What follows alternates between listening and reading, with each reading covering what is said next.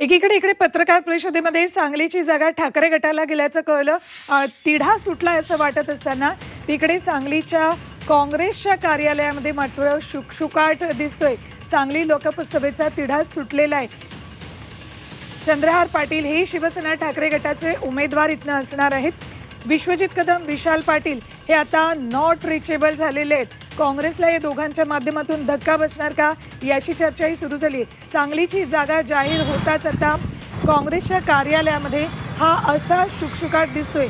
विशाल पाटील यांच्या जनसंपर्क कार्यालयापुढची ही दृश्य, एकही कार्यकर्ता इथे दिसत नाहीये। इथून आता डबल महाराष्ट्र केसरी चंद्रहार पाटील जे ठाकरे गटाचे उमेदवार आहेत तेच महाविकास आघाडीचे उमेदवार म्हणून निवडणूक लढवणार आहेत। चंद्रहार पाटील गेल्या दीड वर्षापासून त्यांचं काम इथे सुरू होतं।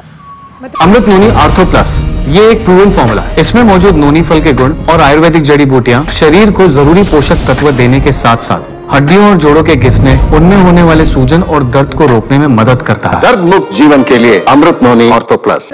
विशाल पाटील आणि विश्वजित कदम ही जागा काँग्रेसला मिळावी यासाठी शेवटच्या क्षणापर्यंत प्रयत्नरत होते। काल विशाल पाटील यांनी पत्रकारांशी बोलताना सुद्धा गुढीपाडव्याच्या मुहूर्तावर चांगली बातमी येईल असं सांगितलं होतं।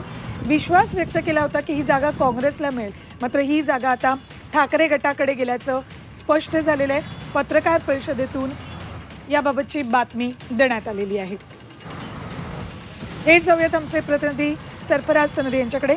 सरफराज, विश्वजित कदम आणि विशाल पाटील नॉट रिचेबल झालेत, याचा अर्थ काँग्रेसला या दोघांच्या माध्यमातून धक्का बसणार का? काय अर्थ घ्यायचा याचा? नक्कीच हे दोन्ही नेते असतील किंवा त्याचबरोबर काँग्रेसचे जे आमदार आहेत, जसचे विक्रम चव्हाण जिल्हा अध्यक्ष, ते देखील आता या ठिकाणी नॉट रिचेबल झाले आहेत। कोणत्याही प्रकारचा संपर्क त्यांच्याशी होत नाहीये। याच्या आधी आपण त्यांना प्रयत्न केला संपर्क करण्याचा, मात्र त्यांच्याकडून फोन जे आहेत ते रिसिव्ह करण्यात आलेले नाही आहेत। त्यामुळे कुठेतरी आता हे काँग्रेसचे नेते जे आहेत ते संपर्क क्षेत्राच्या बाहेर गेलेले आहेत आणि आता या ठिकाणी काँग्रेस कार्यकर्त्यांच्या मनात देखील संभ्रम निर्माण झालेला आहे, जो गेल्या 8 दिवसांपासून महिन्यापासून होता।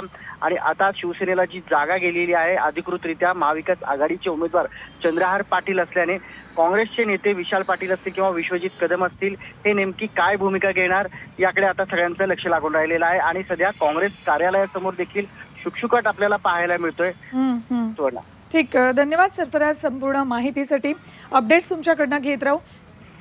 तर विशाल पाटील आणि विश्वजित कदम हे दोघेही नॉट रिचेबल झालेले आहेत। यांची मनधरणी करण्यात काँग्रेसच्या वरिष्ठ नेत्यांना आता यश येतंय का याकडे लक्ष असेल।